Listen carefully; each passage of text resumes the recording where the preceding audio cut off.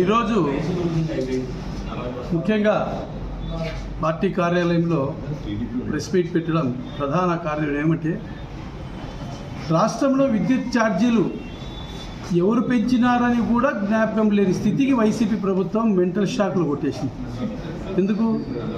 ప్రజలు ఇచ్చిన తీర్పుకు షాకుల్లో వచ్చి మా ప్రభుత్వంలో పెట్టిన కరెంటు బిల్లులని కూడా మర్చిపోయి వాళ్ళ ప్రభుత్వంలో పెట్టిన కరెంటు బిల్లులకే వాళ్ళే ధర్నా చేస్తున్నారు. అంటే ఎంత దయనీయమైన పరిస్థితి. పబ్లిక్ని ఇప్పటికీ ఇంకా మీరు పబ్లిక్ అంటే తక్కువ అంచనా వేస్తున్నారు. ప్రతి పబ్లిక్ ఈరోజు మీ యొక్క ధర్నాలను చూసి నవ్వుకుంటున్నారు.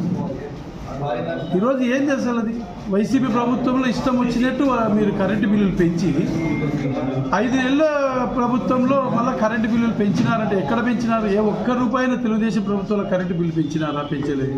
దాని మీద మీరు ధర్నా చేస్తున్నారు. నిజంగా మీరు సిగ్గుచేటది. ప్రజల దగ్గర మీరు తల వంచుకోవాల్సిన ఇష్యూ ఇది. అంటే ఏదో ఒకటి సృష్టించడం. ఈరోజు కౌన్సిల్ మీట్లో మా సాటి కౌన్సిలర్ సావిత్రమ్మ గారు ప్రోటోకాల్ గురించి మాట్లాడారు. నిజంగా పచ్చిగా మాట్లాడుతున్న దయ్యాలు వేదం వల్లించినట్టుంది ఈరోజు మీరు మాట్లాడుతున్నది.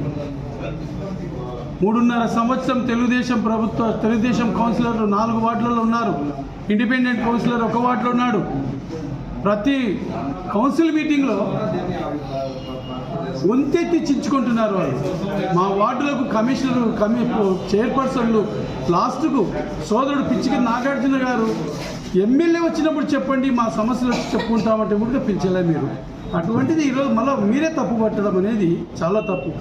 నా వార్డులో ఇన్ఛార్జ్ వచ్చి మెయిన్ సీట్లో కూర్చున్నాడు. కౌన్సిలర్ కూడా కూర్చోడు ఆ సీట్లో. కౌన్సిల్ అడ్మిన్ కూర్చుండే సీట్లో కూర్చుంటాడు నేను పోయినప్పుడు కూడా. అట్లా మీరు చేసుకుంటారు. కానీ మీ వైసీపీ ప్రభుత్వంలో అట్లా ఉంది. కానీ తెలుగుదేశం ప్రభుత్వంలో అట్లా ఎవరికి ఎంటర్టైన్ చేయరు. 5 నెలల క్రితం ప్రభుత్వం ఏర్పడి ఈ రోజుకి ఎన్ని అభివృద్ధి ప్రణాళికలు జరిగాయని చెప్పండి. సోదరుడు ఖలీల్ చెప్పినాడు. సగం పద్మావతి నగర్ వేయడానికి 5 సంవత్సరాలు పట్టింది. మళ్ళీ ఈరోజు మళ్ళీ ఆ పద్మావతి నగర్లో రోడ్డు వేస్తుంటే మీ ప్రభుత్వంలో సగం రోడ్డు వేసి మిగతా సగం వదిలిపెట్టేసి ఆ పూర్తి సగం రోడ్డు ఈరోజు వేస్తుంటే మీ కౌన్సిలర్ మళ్ళీ లేచి దానికి డబ్బులు ఎందుకు దండగా చేసినారు, దానివల్ల ఇంకో వార్డులలో వెచ్చించవచ్చు కదా అని అంటాడు. ఏందండి ఇది? అంటే మీరు సగం వేసినప్పుడు ఈ పాలసీ మీకు ఎక్కడికి పోయింది? సగం వేసి వదిలిపెట్టిన దాన్ని గౌరవ మంత్రివర్యులు ఆర్మీ మినిస్టర్తో అందరితో మాట్లాడి దానికి ఫండ్స్ తెప్పించి చేపిస్తుంటే మళ్ళీ దాన్ని కామెంట్ చేస్తారు. నిజంగా కూడా ఒకవేళ కామెంట్ చేయాలనుకుంటే వేరే దానిలో మీకు చేయండి. ఒక బాధ్యతాయుతంగా అంత మనిషి 5 నెలల్లోనే ఇన్ని మార్పులు తీసుకొచ్చిన వ్యక్తి మీద మీరు బురద చల్లాలనుకుంటే నిజంగా కూడా సిగ్గుచేటది. ప్రోటోకాల్ గురించి మాట్లాడుతున్నారు. అసలు ఏ ప్రోటోకాల్ లేకున్నా తెలుగుదేశం ఒక సామాన్య కార్యకర్తగా తిరుగుతున్నాడు మన గౌరవనీయులు ఫిరోజ్ గారు. అరే అక్కడ మనం గత ఎన్నికల్లో మాట ఇచ్చినట్లు ఇమ్మీడియట్గా అక్కడ రోడ్డు వేస్తున్నారు, ఆ రోడ్డు కాడికి పోయి చూసి రావాలని ఒక సామాన్య కార్యకర్తగా, ఒక బాధ్యతాయుతమైన కార్యకర్తగా, ఒక పౌరునిగా మీరు ఊరికి వెళ్ళొచ్చు ఎక్కడైనా. కానీ నంద్యాలలో ఎక్కడ రోడ్డు వేస్తే మీరు పోయి చూడొచ్చు. ఏమన్నా వచ్చి అక్కడ టెంకాయలు కొట్టలేదు, అక్కడేం ప్రోటోకాల్ కావాలని చెప్పడలేదు. వచ్చాడు, చూసుకున్నాడు, వెళ్ళిపోయాడు.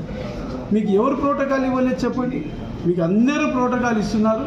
ప్రోటోకాల్ గురించి అంత తీవ్ర ఆవేదన చెందినప్పుడు మేము కౌన్సిల్లో చెప్పినప్పుడు ఈ బాధలలో యాడిపోయినాయి మీకు.